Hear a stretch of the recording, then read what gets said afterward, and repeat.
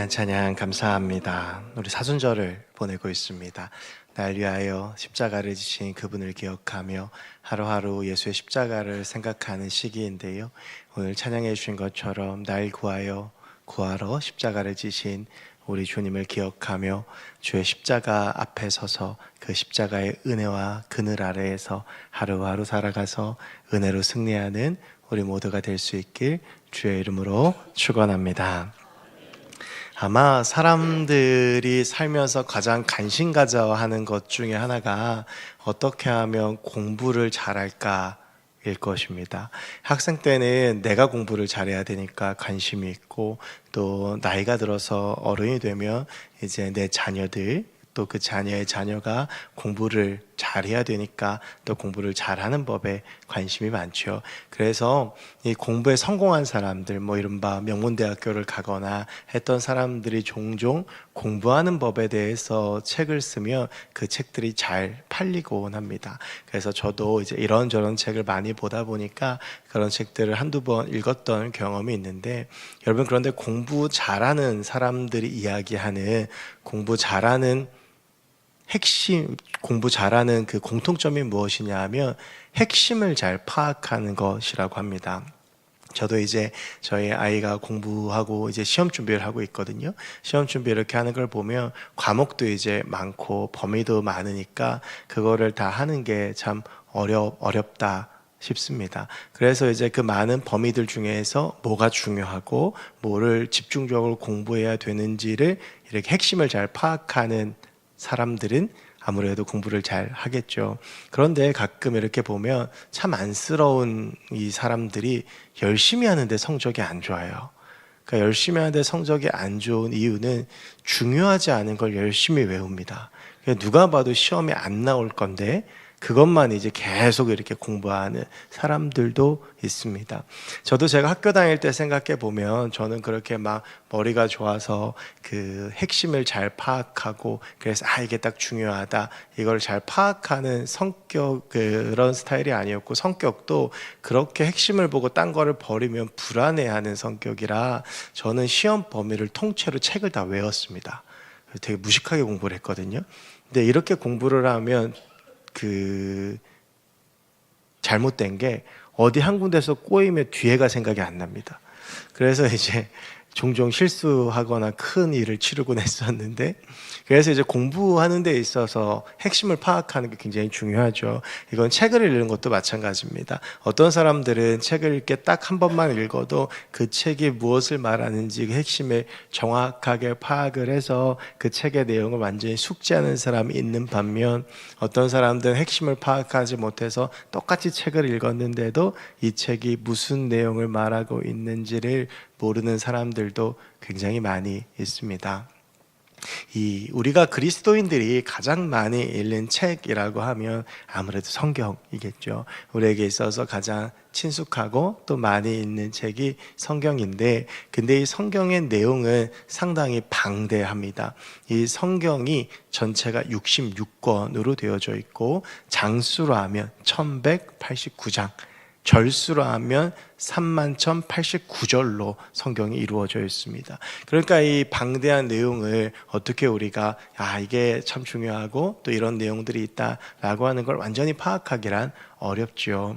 저도 이제 20살 때부터 신학을 했고 꽤 오랫동안 목회를 하고 있습니다만, 아직도 성경을 읽다 보면 이런 구절이 있었었나? 라는 생각이 들 때도 있습니다. 우리 성도님들께서 목회자들에 대해서 가지는 오해 중에 하나가, 목회자들은 성경을 다 알 거다 라고 생각하는 그런 오해들을 종종 하십니다.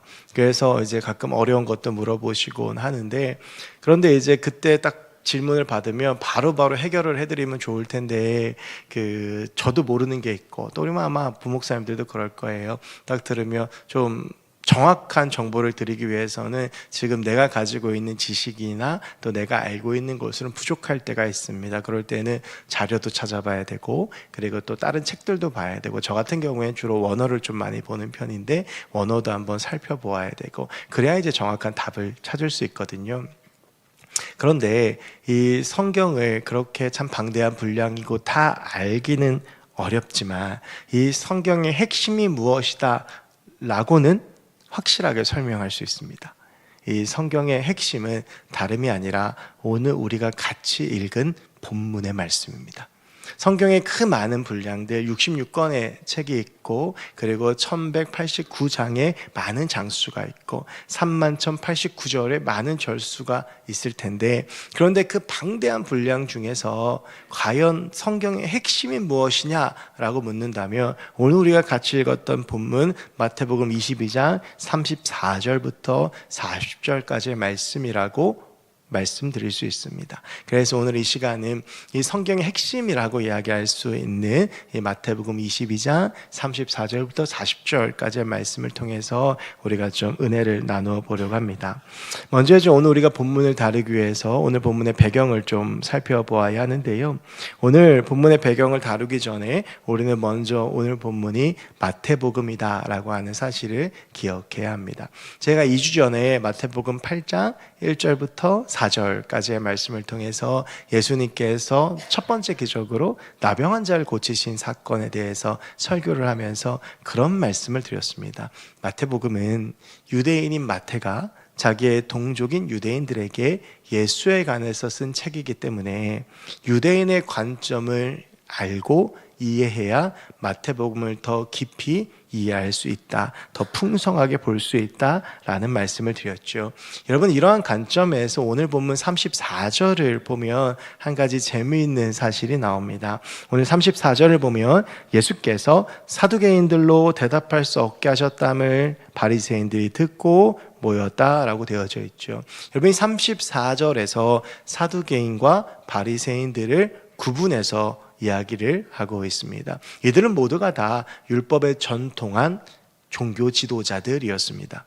그런데 일반적으로 학자들이 보기에는 사두개인들은 정치적인 영역에서 굉장히 큰 영향력을 가지고 있었고, 바리새인들은 전통적인 종교의 영역에서 굉장히 큰 영향력을 가지고 있었다라고 이야기를 합니다. 그런데 사실은 이 사두개인들과 바리새인들의 가장 결정적인 차이는 무엇이냐 하면 부활을 믿느냐 믿지 않느냐였습니다. 사두개인들은 부활을 믿지 않았고요, 바리새인들은 부활을 믿었습니다. 그러니까 바리새인들이 자기들은 부활을 믿는데 예수의 부활을 인정하지 않았던 것이 얼마나 표리부동했던 것인지를 우리가 다시 한번 깨닫게 되죠. 여러분, 오늘 이 본문 전에 23절부터 33절을 보면 예수님과 사두개인들의 논쟁이 나옵니다. 이제 부활을 가지고 논쟁을 하는데, 사두개인들이 이제 부활이 없다라고 생각을 하니까 그 부활의 허점을 가지고 예수님을 공격합니다만, 이 33절까지의 말씀을 보면 예수님께서 이 논쟁에서 완전히 승리를 하셔서 사두개인들이 그 말을 잃어버리게 됩니다. 더 할 말이 없는 거예요. 그리고 나서 34절을 보면 예수님께서 그렇게 바리새인들을 대답할 말이 없게 만드셨다함을 듣고 바리새인들이 기뻐하면서 예수님 앞에 모인 겁니다. 왜 기뻐했느냐?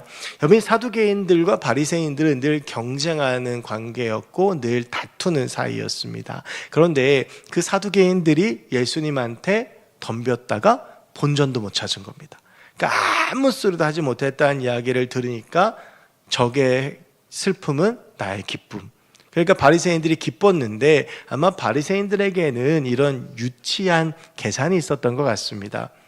예수님과 사두개인이 이 교리, 이 율법을 가지고 논쟁을 하다가 예수님이 이기셨습니다. 그럼 이제 바리새인들이 이 율법을 가지고 이 논쟁으로 예수님을 이기면 우리가 최고다. 이런 그런 아주 유치한 발상을 가지고 예수님 앞에 나왔던 것 같습니다. 오늘 본문 35절을 보면 그 중에 한 율법사가 예수를 시험하여 묻되라고 하는 말이 나옵니다. 여러분, 그런데 한 가지 재미있는 것은요, 율법사라고 하는 직책은 성경 전체에서 오늘 본문에만 나옵니다.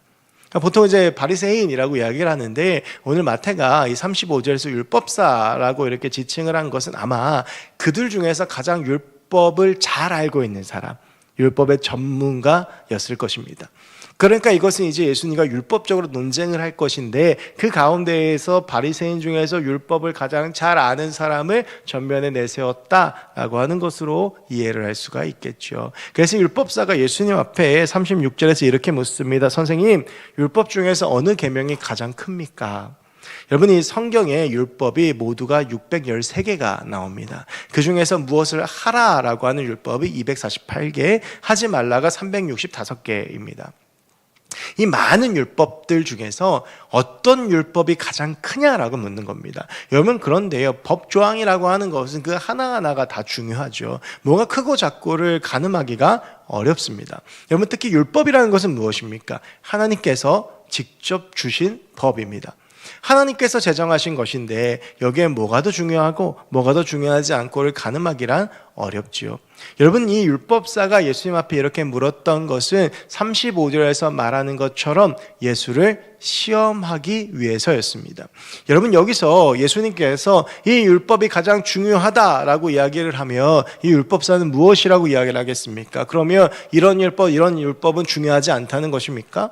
또 이런 율법이 더 중요하다고 생각하는데 당신의 생각이 잘못된 것은 아닙니까? 라고 하면서 예수님과 논쟁하고자 하는 그런 마음이었지요. 그렇게 하면서 자신감도 있었을 겁니다. 이 함정에서 도저히 예수는 벗어날 수 없을 것이다.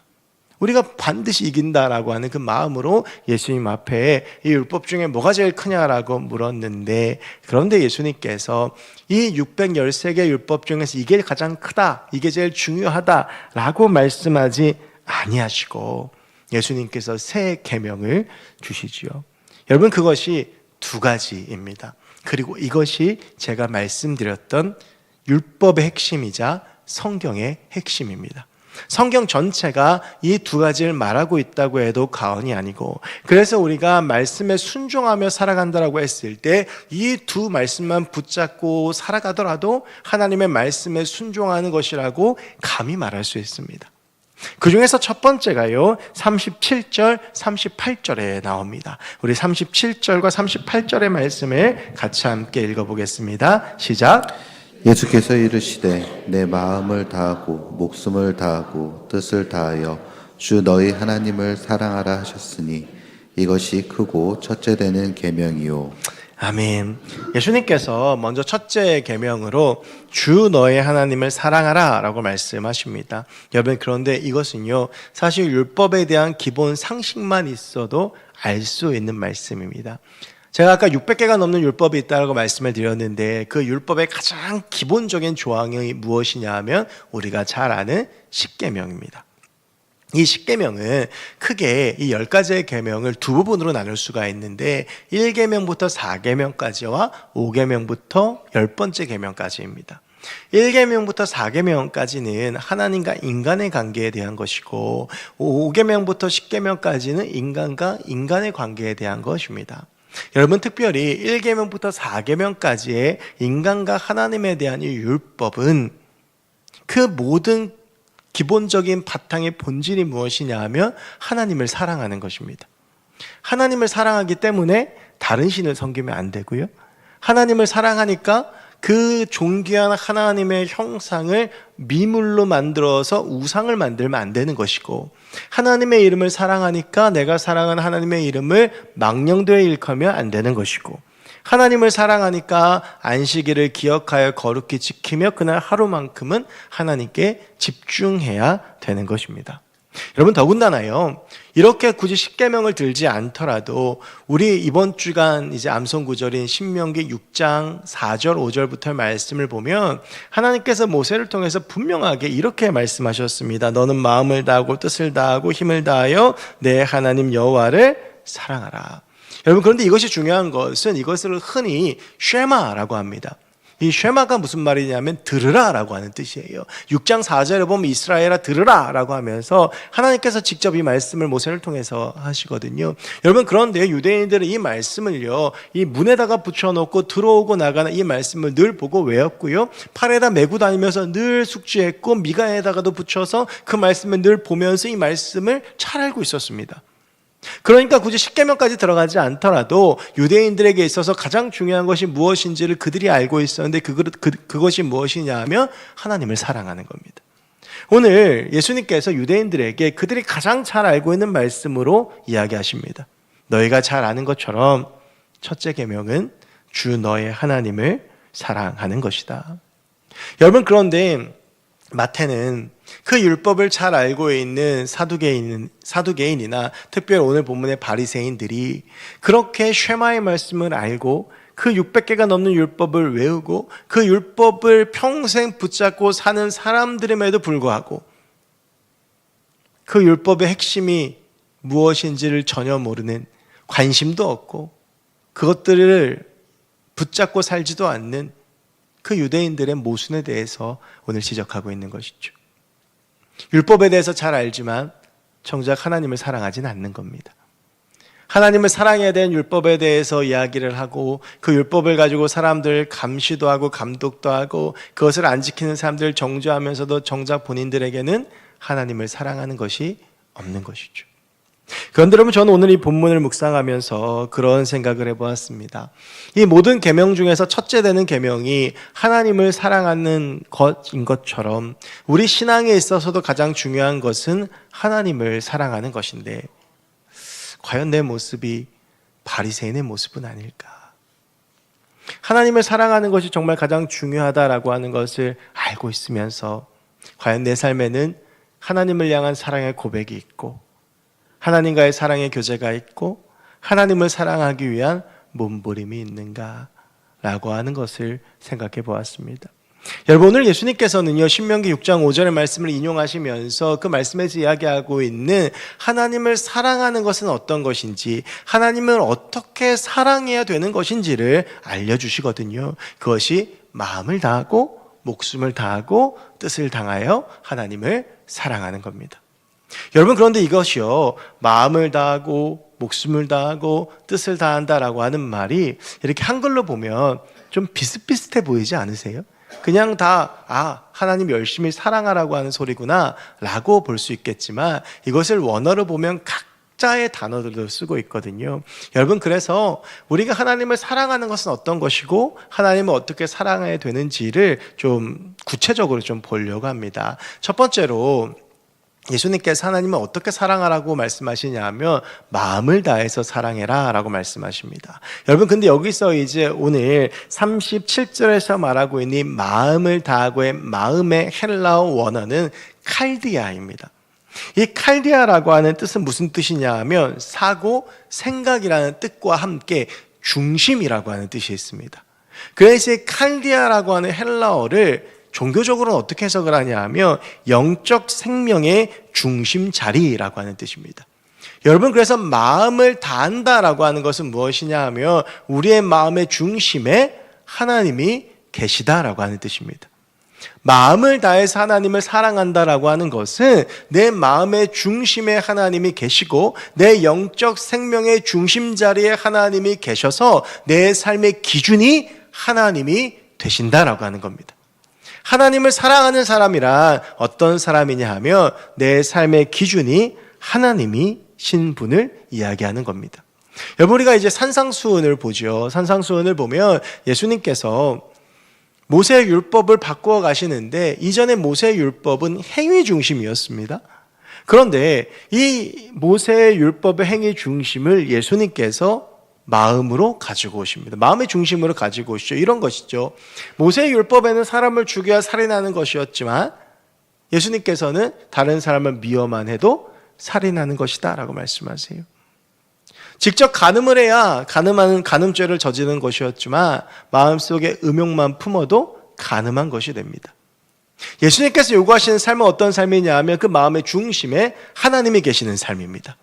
단순히 행위만 번지르르하게 드러나는 삶이 아니라 마음의 중심이 하나님이 계셔서 하나님과 함께 걸어가는 삶을 예수님께서 요구하고 계시는 거거든요. 여러분, 바로 이것이 마음을 다해 하나님을 사랑하는 겁니다.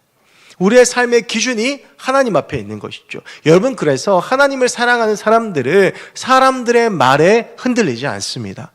하나님을 사랑하는 사람들은 세상의 흐름에 흔들리지 않습니다. 아주 유명한 침대 광고 카피가 그런 말이 있지 않습니까? 모두가 예스할 때 노하는 사람, 모두가 노할 때 예스하는 사람. 여러분, 사실은요, 그게 그리스도인들의 삶이에요.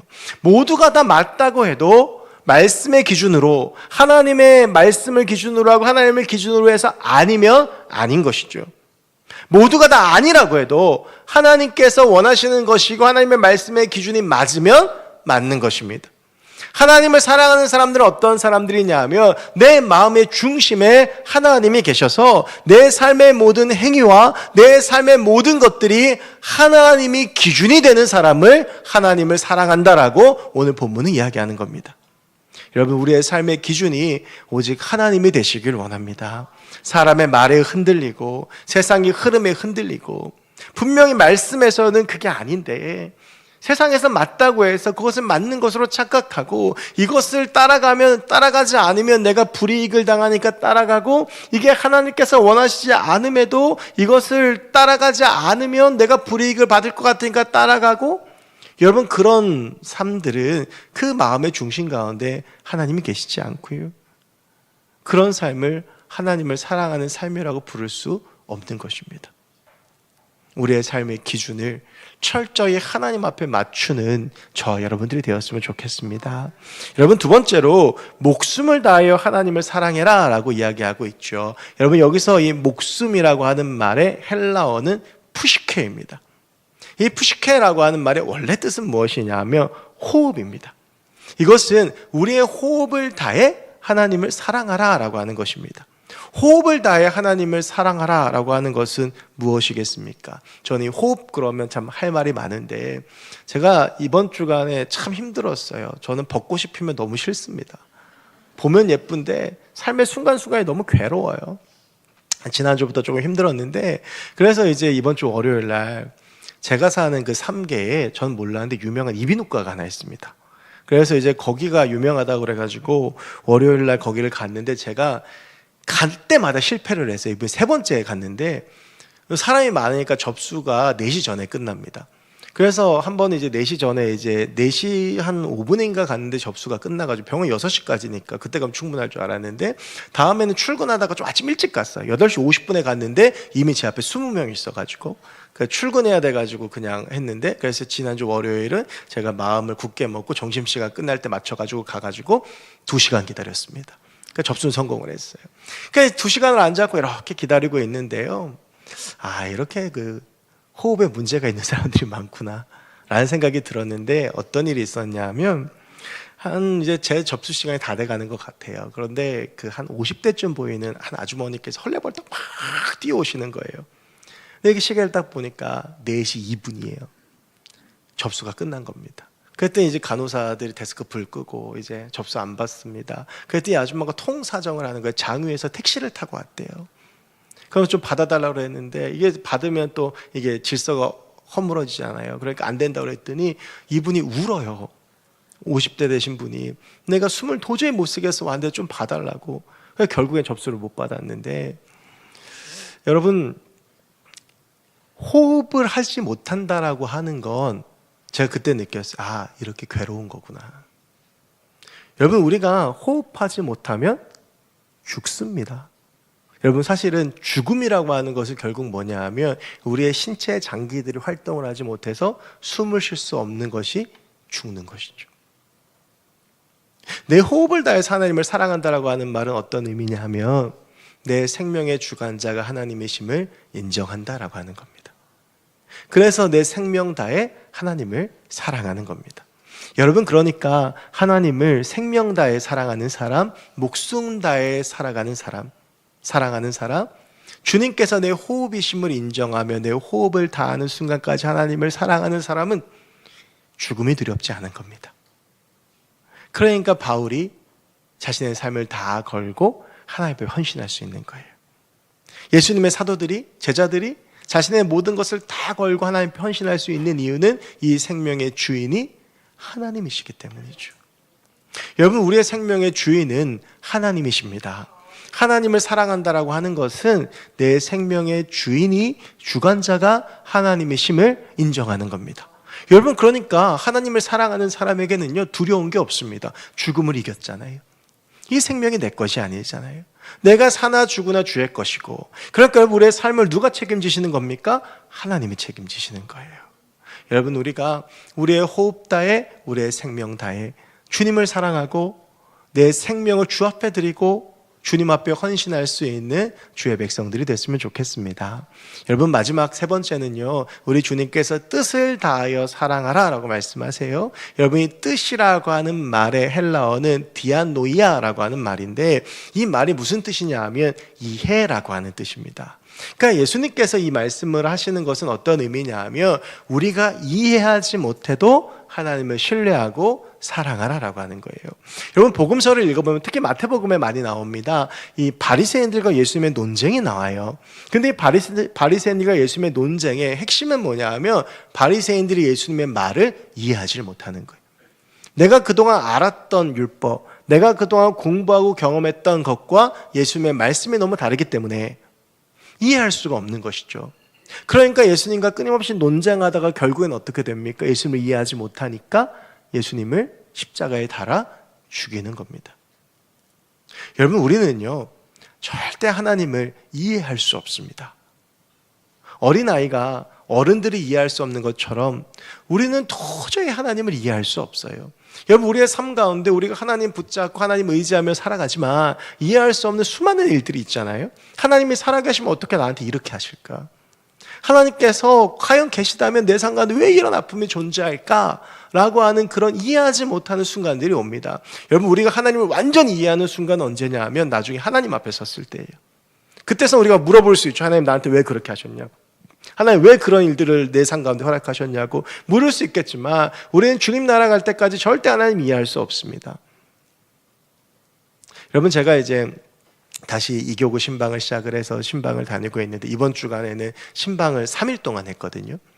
근데 이제 신방을 하면 하루에 10가 정도 이렇게 가고 하면서 신방을 이렇게 쭉 하다 보면, 신방 준비를 하면 저희가 이제 교적부를 이렇게 전산 교적부를 이제 얼마 전에 바꿨는데, 거기에 보면 예전 신방 기록들이 쭉 있습니다. 그러니까 신방을 가서 이분이 어떠한 삶을 사셨고, 또 예전에는 10년 전, 5년 전 어떻게 신앙생활 했고, 어떤 아픔이 있었고, 또 내가 어떤 말을 하면 안 되고, 이제 이런 것들을 공부를 해야 되니까, 신방 가기 전에 제가 이제 그 교적부를 다 이렇게 봐요. 그래서 가끔 어떤 분들이 저한테 어떻게 알았냐고 물어보세요. 그래서 저를 되게 무섭게 생각하셔서, 그 이름 쳐보면 다 나와요. 네, 그걸 이제 공부를 하는 거예요. 그래서 너무 무섭게 생각하지 마시고. 근데 이렇게 해서 제가 이렇게 딱 이렇게 신방 기록을 보고, 그리고 가서 이제 삶을 나누다 보면 가끔 그런 분들이 있어요. 내가 이분이라면 지금까지 신앙을 가지고 버틸 수 있었을까? 라는 생각이 드는 분들이 계세요. 야, 어떻게 이런 삶을 사셨는데 지금 이렇게 감사하면서 나올 수 있지? 그런 분들을 대할 때마다 제 마음속에 어떤 마음이 드냐 하면, 제가 표현은 못하지만 정말 존경스러워요. 누가 봐도 이거는 신앙을 버려야지 맞는 상황을 돌파하신 거거든요. 그런데 그런 분들을 볼 때마다 마음에 너무 존경스러움과 또 감사가 있는데, 왜 그럴 수 있었을까를 생각해 보면 답은 하나예요. 하나님을 사랑해서 그래요. 하나님을 사랑하니까 삶에 이해할 수 없는 일들이 펼쳐져도 뛰어넘을 수 있는 거예요. 여러분, 우리는 절대 하나님을 이해하지 못합니다. 그런데 하나님을 전적으로 사랑할 수는 있습니다. 여러분, 자꾸 하나님을 이해하려고 하지 마세요. 머리만 아파요. 절대 하나님 이해 못합니다. 여러분, 그런데요, 하나님을 전적으로 사랑하잖아요. 그럼 내가 이해 안 되는 그 순간을 넘어갈 수 있더라고요. 그리고 어느 때가 되면 그게 해석이 되어집니다. 대표적인 사람이 누굽니까? 욥이잖아요. 여러분, 욥의 고난을 무엇으로 설명할 수 있습니까? 이해 못해요. 그런데 욥이 하나님을 향한 마음을 놓지 않았어요. 욥이 이해는 안 돼도, 이해가 안 되니까, 여러분 욥기 23장 10절 욥기 중간에 나오잖아요. 해결 안 된 거예요. 근데 그러나 내가 가는 길 그가 아시나니, 내가 이 훈련을 지난 다음에 정금같이 되어 주 앞에 나아가리라. 욥이 고백하고 있는 거잖아요. 하나님을 향한 그 사랑을 포기하지 않으니까. 근데 결국에는 그 욥이 뭐라고 고백합니까? 42장 5절에서 내가 이전에는 주님을 귀로만 들었지만 이제 눈으로 봅니다. 하나님 사랑하는 마음으로 그 이해 안 되는 순간을 넘어가니까, 하나님의 때가 되니까 해석이 되어지는 거죠. 여러분, 때로는 이해가 안 되는 순간들이 있죠. 하지만 여러분 그때 하나님을 향한 사랑을 절대 포기하지 마시기 바랍니다. 뜻을 다하여 하나님을 사랑하면 좀 바보 같고 미련해도 사람들이 믿지 않는 사람들이 너 어떻게 그렇게 사느냐고 손가락질해도 뜻을 다하여 하나님을 사랑하면 하나님께서 반드시 우리의 삶 가운데 하나님의 일을 하시고 그 우리의 사랑에 응답하시는 분이 하나님이신 줄로 믿습니다. 여러분 이것이 마음을 다하고 목숨을 다하고 뜻을 다하여 하나님을 사랑하는 겁니다. 그럼 여러분 우리 37절 말씀 같이 한번 요 말씀 기억하시면서 읽어보실까요? 우리 37절 말씀을 다시 한번 이 뜻을 생각하면서 천천히 다시 한번 읽어보겠습니다. 시작. 예수께서 이르시되 내 마음을 다하고 목숨을 다하고 뜻을 다하여 주 너희 하나님을 사랑하라 하셨으니. 아멘. 하나님은 사랑이십니다. 그 하나님 우리를 먼저 사랑하셨고 그래서 하나님께서 그런 우리를 구원해 주셨고 그리고 우리에게 말씀하십니다. 너도 마음을 다하고 목숨을 다하고 뜻을 다하여 나를 사랑하라. 여러분 성경의 첫 번째 핵심은 그겁니다. 우리가 하나님을 사랑하는 것. 하나님이 나를 사랑하셨고 그 하나님의 사랑을 내가 사랑으로 반응하며 내 마음을 다하고 내 삶을 다하고 목숨을 다하여 이해되지 않더라도 그 영역을 뛰어넘어 하나님을 사랑하는 것. 그것이 성경의 핵심이며 우리 믿는 사람들의 삶의 핵심입니다. 여러분 이렇게 마음을 다하고 목숨을 다하고 뜻을 다하여 주님을 사랑하는 저 여러분들이 됐으면 좋겠습니다. 여러분 이제 두 번째 말씀을 좀 잠깐 보겠습니다. 39절인데요. 우리 39절 다시 한번 읽어보겠습니다. 시작.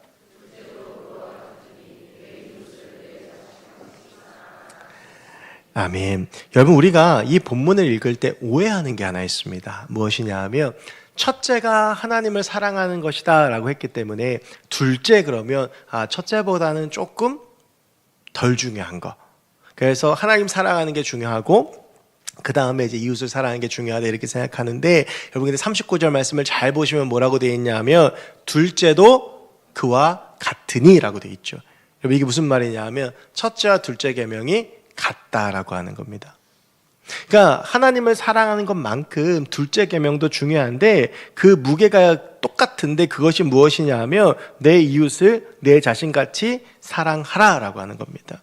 여러분 사실 구약이 600개가 넘는 율법 가운데에서 하나님을 사랑하는 것을 지워버리고 나면 남는 게 뭐냐 하면 이웃을 사랑하는 겁니다. 가장 대표적인 경우가 율법은 아니지만 만나이죠. 여러분 만나가 이스라엘 백성들이 광야 생활할 때 하나님께서 부어주신 거잖아요. 그런데 만나의 중요한 특징이 하나 있습니다. 매일 아침마다 그 만나가 내려오는데 다음 날이 되면 썩어버립니다. 왜 그렇습니까? 좀 힘 좋고 에너지 있고 달리기 빠른 사람이 독점하는 것이 아니고 좀 몸이 약하고 좀 행동이 느린 사람도 그 만나를 가져갈 수 있도록 한 사람이 하루 먹을 분량만 가져갈 수 있게 하나님이 하신 거예요. 내 주변에 연약한 사람을 돌보라고 하는 겁니다. 구약의 율법의 핵심이 다 이런 만나로부터 시작되는 거예요. 추수를 하고도 가난한 사람들이 와서 가져갈 수 있게 일정 부분 남겨놓아야 되고요. 그런 부분들이 구약의 율법 가운데 끊임없이 존재를 합니다. 여러분 그런데 이 율법의 전문가들이라고 부르는 바리새인들의 삶을 보면 이웃을 사랑하는 것이 전혀 없는 거예요. 그것을 가장 대표적으로 꼬집은 것이 누가복음 10장에 나오는 선한 사마리아인의 비유잖아요. 강도 만나서 사람이 죽어가고 있는데 제사장도 레위 사람도 그냥 지나가는 거예요. 제사장 지파들, 제사장들, 율법의 전문가들은 그냥 지나가는데 사람 취급받지 못했던 선한 사마리아인이 그를 돕는 거잖아요. 그때 예수님께서 물으시죠. 이 중에 누가 이웃이라고 할 수 있겠느냐? 여러분 이것이요. 그 당시에 바리새인들, 이른바 종교인들이 보여줬던 삶의 모습이라는 거예요. 이웃을 사랑하는 것이 전혀 없는 것이죠. 여러분 오늘 제가 말씀을 시작하면서 그런 말씀을 드렸어요. 사두개인들과 바리새인들이 이렇게 보면 지금 바리새인들이 사두개인들이 예수님 앞에 당한 것을 너무 고소해하면서 예수님 앞에 나온 거 아니에요? 경쟁하고 싸우고 다툰 거예요. 그 관계인 거예요. 여러분, 근데 너무 놀라운 건 뭐냐면 이제 오늘 본문 이후로도 이제 46절까지 바리새인들과 예수님의 논쟁이 나오는데 46절이 어떻게 끝나냐 하면 한마디도 능히 대답하는 자가 없고 그날부터 감히 그에게 묻는 자도 없더라. 바리새인들도 어떻게 된 겁니까? 예수님 앞에서 다 무너진 거예요. 그러니까 사람들께 아무리 경쟁해봐야 소용없다는 거예요. 아무리 내가 저 사람 이기려고 해봐야, 그렇게 다투고 싸워봐야, 그렇게 대결해봐야 결국 하나님 앞에서 아무것도 아닌 존재들이라는 겁니다. 여러분, 저는 성경 말씀 구절 중에서 제일 무서운 말씀이 하나 있어요. 요한일서 4장 20절이에요. 그 말씀이 어떻게 되어져 있냐 하면 누구든지 하나님을 사랑하노라 하고 그 형제를 미워하며 이는 거짓말하는 자니 보는 바 그 형제를 사랑하지 아니하는 자는 보지 못하는 바 하나님을 사랑할 수 없느니라. 여러분, 이웃을 사랑하지 않고 하나님을 사랑한다고 말하면 거짓말하는 사람이라는 거예요. 아니, 눈에 보이는 형제도 사랑하지 못하면서 눈에 안 보이는 하나님을 어떻게 사랑한다고 말할 수 있느냐라고 사도 요한이 묻는 거죠. 여러분, 예수님은 단 한 번도 제자들한테 우리를 핍박하고 유대인들을 괴롭히는 로마 정부를 뒤집어 엎자고 말씀하지 않으셨어요. 비난하지 않으셨습니다. 예수님은 자기를 죽이려고 온갖 흉계를 꾸미는 바리새인들, 사두개인들과 끊임없이 논쟁하시거든요. 근데 그 논쟁하시는 것이 그들을 제압하고 그들보다 스스로가 낫다라는 것을 증명하기 위해서가 아니라 그들을 사랑하셨기 때문에, 그들이 돌이키기 위해서. 여러분, 사도 바울은 그리스도인들을 핍박하는 로마 정부를 향해서 그 어떤 비난도 하지 않습니다. 오히려 로마서 13장을 통해서 위에 있는 건의에 순복하라라고 이야기를 합니다. 무엇입니까, 여러분? 성경의 가장 중요한 핵심은요, 사랑이 이긴다라고 하는 겁니다. 내 능력과 내가 가진 힘으로 싸우는 것이, 여러분, 예수님이요 그 능력을 하셨으면 로마 정부 몇 번을 뒤집어 엎었죠. 구약의 10가지의 재앙처럼 다시 그 10가지의 재앙 로마에다가 내리면 어떻게 버텨내겠어요? 그런데 예수님은 그렇게 하지 않으셨어요. 예수님은 끝까지 사랑하셨고 결국 그 사랑으로 마치 패배한 것처럼 나약하게 십자가를 지셨습니다. 여러분, 그런데 그 십자가를 지심으로 우리 주님은 승리하셨습니다. 여러분, 사랑이 이깁니다. 힘이 있어서 이기는 게 아니고, 능력이 있어서 이기는 게 아니고, 내가 많은 것을 가지고 있어서 이기는 것이 아니고, 내가 옆에 힘 있는 사람이 있어서 이기는 것이 아니고, 사랑이 이기는 거예요. 오늘 예수님께서는 이웃을 사랑하는 것이 하나님을 사랑하는 것만큼 중요한 것이라고 말씀하십니다. 우리가 하나님을 사랑하는 것이 그리스도인의 필수라면 이웃을 사랑하는 것 역시도 선택사항이 아니라 우리가 반드시 해야 되는 것인데, 그 기준이 있어요. 내 몸같이. 여러분, 우리가 날이 추워지면 어떻게 합니까? 두꺼운 옷을 입잖아요. 왜? 내가 추우니까. 그럼 내 옆에 헐벗은 자들을 위해서 그 옷을 덮어줄 수 있어야 되는 거예요. 배가 고프면 어떻게 합니까? 밥을 먹죠. 그것도 맛있는 걸 먹죠. 내 옆에 굶주린 이들을 위해서 그렇게 해야 되는 겁니다. 여러분, 우리가 우리의 몸을 얼마나 끔찍히 생각합니까? 병원 가보세요. 아프면 사람들 바글바글 하잖아요. 제가 아까 말씀드렸던 거 입이 놓고 한번 생각해 보세요. 2시간을 앉아서 그냥 기다리고 있는 거예요. 왜요? 2시간 기다리고 5초 진료받습니다. 근데 그렇게 하는 거예요. 왜? 내 몸을 사랑하니까. 오늘 주님께서 뭐라고 말씀하시냐 하면 그렇게 사랑을 하는 거예요. 여러분, 이것이 성경의 또 다른 핵심입니다. 우리 주변에 많은 이웃들이 있고 많은 사람들이 있습니다. 우리 주변에 믿음의 동역자들도 있습니다. 여러분, 교회에서 가장 슬픈 일이 뭔지 아세요? 사람이 사람한테 상처 주는 거예요. 성경 핵심이 이건데, 이웃을 내 몸같이 사랑하라고 말씀하셨는데 서로 상처받고 서로 반목하고 서로 다투고, 하나님 마음이 얼마나 아프실까요? 여러분, 이 사순절 우리 안에 있는 미움을 좀 다 비워냈으면 좋겠습니다. 우리 안에 있는 미움, 우리 안에 있는 시기, 질투 다 좀 비워내고, 오늘 우리 주님께서 말씀하시는 것처럼 내 이웃을 내 몸같이 사랑할 수 있는 저와 여러분들이 되셨으면 좋겠고, 여러분, 그럴 때 우리 주님께서 선물해 주시는 하나님의 나라가 내 마음과 내 삶과 우리 교회, 우리가 있는 공동체 가운데 임하게 될 줄로 믿습니다. 하나님을 사랑하고 이웃을 사랑하는, 그래서 하나님이 기뻐하시는 삶을 살아가는 저와 여러분 우리 모두가 될 수 있길 주의 이름으로 축원합니다. 기도하겠습니다. 하나님, 우리가 하나님을 사랑하고 이웃을 사랑하는 주의 백성들 되게 하여 주시고, 내 마음을 다하고 목숨을 다하여 뜻을 다하여 하나님 사랑하고 내 몸같이 내 이웃을 사랑하며 하나님의 사랑으로 온전히 살아가는 주의 백성들 되게 하여 주시옵소서. 감사드리며 예수 그리스도의 이름으로 기도하옵나이다. 아멘. 우리 이 시간 같이 함께 말씀 기억하시면서 찬양할 때, 주님, 내가 목숨 다하고 내 마음 다하고 목숨 다하여 뜻을 다하여 주님 사랑하겠습니다. 그리고 주님을 사랑하듯 내가 내 이웃도 사랑하겠습니다. 내 마음을 드립니다. 주님 받아주시고 그 사랑으로 사는 내가 되게 하여 주시옵소서. 우리 마음으로 같이 나 무엇과도 주님을 바꾸지 않으리 같이 찬양하시겠습니다.